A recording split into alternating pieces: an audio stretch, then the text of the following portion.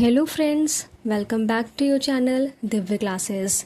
Last lecture में हमने Talcott Parson का AGIL फ्रेमवर्क समझा था, जहां हमने देखा था कि सोशल सिस्टम सरवाइव करने के लिए कौन कौन से फंक्शंस परफॉर्म करने होते हैं। जैसे बात किया था हमने 4 ऐसे फंक्शंस होते हैं: अडेप्टेशन, गोल अटेनमेंट, इंटीग्रेशन और लेटेंसी। मतलब हमने सिस्टम को मैक्रो लेवल पर समझा था कि सोसाइटी का स्ट्रक्चर कैसे काम करता है। लेकिन अब एक इम्पॉर्टेंट क्वेश्चन आता है, ये सिस्टम एक्चुअली चलता कैसे है। तो अब फोकस शिफ्ट होता है सिस्टम से इंडिविजुअल एक्शन पर, यानी कि अब माइक्रो लेवल पे हम बात करेंगे। और यहीं पर आता है पार्सन का एक important concept, that is pattern variables. यानी कि इन सिंपल वर्ड्स, जब भी कोई इंडिविजुअल सोसाइटी में किसी रोल को परफॉर्म करता है तो उसके सामने सिचुएशन आती है जहां वो उसे डिसाइड करना होता है कि उस सिचुएशन में उसको कैसे बिहेव करना है। तो इसी डिसीजन मेकिंग सिचुएशन को पार्सन्स बोलते हैं डिलेमास ऑफ एक्शंस बोलते हैं। और इन्हीं डिलेमा को समझने के लिए उन्होंने कंसेप्ट दिया पैटर्न वेरिएबल्स का, राइट। तो अब हम देखेंगे कि पैटर्न वेरिएबल्स क्या है, यानी कि पैटर्न वेरिएबल्स क्या है। ये कुछ डिलेमास रिएक्शंस को लेकर जो हमें बताते हैं कि हमें किसी सिचुएशन में कैसे बिहेव करना है। तो टेलकट पार्सन ने ऐसे 5 डिलेमास की बात की है। effectivity versus effective neutrality, self-orientation versus collectivity orientation, universalism versus particularism, inscription versus achievement, and diffuseness versus specificity। इनको अब हम डिटेल में पढ़ेंगे। सबसे पहला आता है effectivity versus effective neutrality।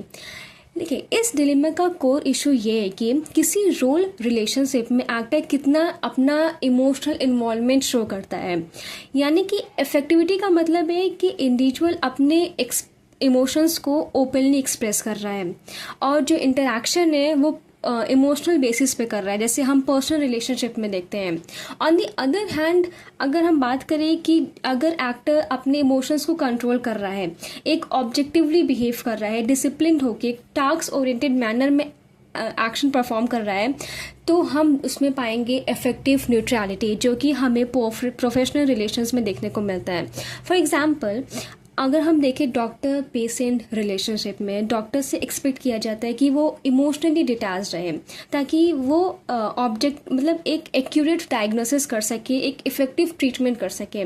लेकिन ऑन द अदर हैंड वही हम बात करें पर्सनल रिलेशंस में, यानी कि फैमिली रिलेशनशिप में, ये सिचुएशन बिल्कुल अपोजिट होती है। यहाँ पे इमोशनल एक्सप्रेशन एक्सपेक्टेड होता है कि आप अपने इमोशंस को एक्सप्रेस करें, जैसे इमोशनल बॉन्डिंग हो सके, सपोर्ट, म्यूचुअल अंडरस्टैंडिंग हो सके, ताकि रिलेशनशिप वीक ना हो।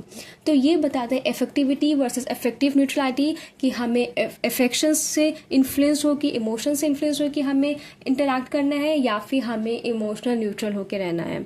फिर दूसरा आता है self orientation versus collectivity orientation. इस पैटर्न वेरिएबल्स का सेंट्रल इशू ये है कि एक्टर अपने पर्सनल इंटरेस्ट को प्रायोरिटी दे या फिर वो ग्रुप इंटरेस्ट को प्रायोरिटी, अपने से बढ़ के ग्रुप के इंटरेस्ट को टॉप पे रखे।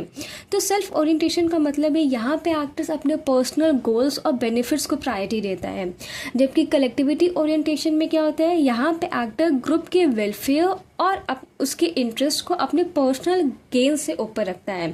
जैसे एग्जांपल हम लेते हैं बिजनेस ओनर। बिजनेसमैन का प्राइमरी गोल क्या होता है, प्रॉफिट करना। तो बिजनेस एक्टिविटीज़ में ये बिल्कुल नॉर्मल और एक्सपेक्टेड है, क्योंकि उनको अपने ब्रांड को, अपने कंपनी को ग्रो करवाना है, तो वो अपने बेनिफिट्स को मैक्सिमाइज करने की कोशिश करते हैं। लेकिन वही हम बात करें जो पब्लिक सर्वेंट्स होते हैं, जैसे डॉक्टर्स हो गए, हम इनके रोल में हम एक्सपेक्ट करते हैं कि वो अब जैसे डॉक्टर है तो अपने पब्लिक सर्विस सही से दें। अगर सिविल सर्वेंट से तो रिस्पॉन्सिबल रहे, तो इनसे एक्सपेक्ट किया जाता है कि ये अपने पर्सनल गेन को छोड़ के एक कलेक्टिविटी पे एम्फेसाइज करें। फिर तीसरा आता है पर्टिकुलरिज्म वर्सेस यूनिवर्सलिज्म वर्सेस पर्टिकुलरिज्म। इसका बेसिक डिलेमा ये है कि हम सब कि हम जब हम इंटरैक्ट कर रहे हैं तो सारे लोगों पे हम सेम रूल अप्लाई कर रहे हैं या फिर हम किसी को स्पेशल कंसिडरेशन दे रहे हैं, किसी को हम स्पेशल ट्रीटमेंट दे रहे हैं। तो यहाँ पे यूनिवर्सलिज्म का मतलब है कि सभी इंडिविजुअल्स के साथ हम इक्वल ट्रीटमेंट करें। वही पर्टिकुलरिज्म का मतलब है कि किसी पर्सन्स कि हम पर्सनल रिलेशंस को देखते, अगर हमारी पर्सनल रिलेशन अच्छे हैं तो हम उनको अलग ट्रीट करेंगे, उसका स्टेटस क्या है उसके हिसाब से हम ट्रीटमेंट देंगे, या फिर किसी स्पेसिफिक सिचुएशन के बेसिस पे हम डिफरेंट बिहेव करना। जैसे थिंक अबाउट अगर हम टीचर स्टूडेंट का देख लो, डॉक्टर पेशेंट, एम्प्लॉयर या एम्प्लॉय के रिलेशनशिप।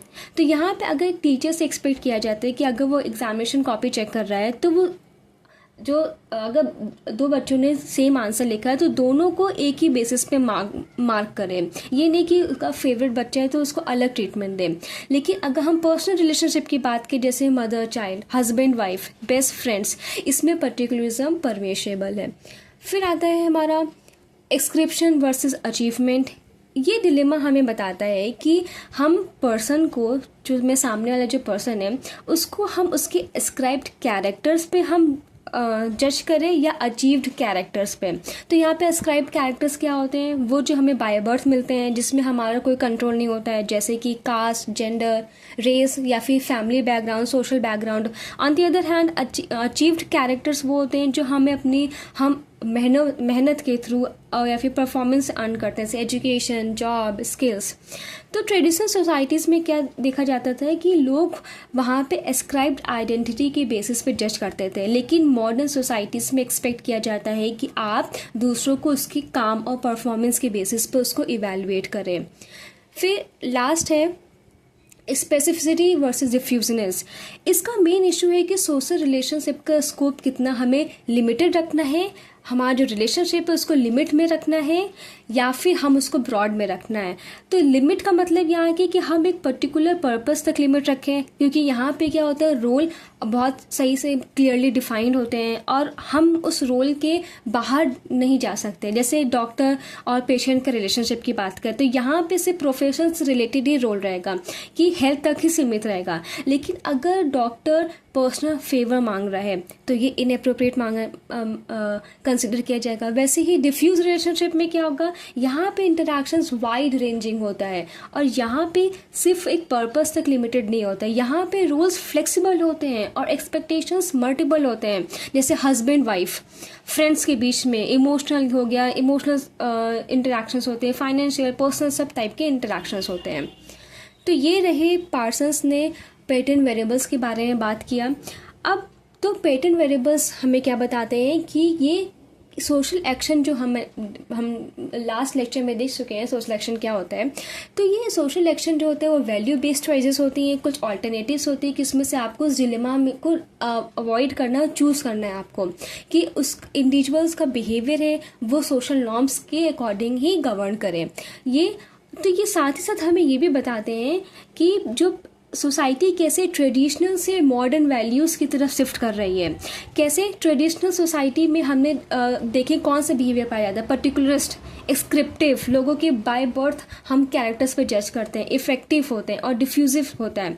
लेकिन जबकि मॉडर्न सोसाइटी में बिहेवियर ज़्यादा यूनिवर्सल रहता है, अचीवमेंट बेस्ड, उनके परफॉर्मेंस पे हम उनके स्किल्स पे देखते हैं, इफेक्टिव न्यूट्रलिटी रहता है और स्पेसिफिक हो जाता है। तो ये हमें क्या दिखाता है कि सोसाइटी कैसे ग्रेजुअली पर्सनल और ट्रेडिशनल वैल्यू से शिफ्ट होकर एक रेशनल और रूल बेस्ड या फिर हम कह सकते हैं कि मेरिट बेस्ड सिस्टम की तरफ मूव करती है।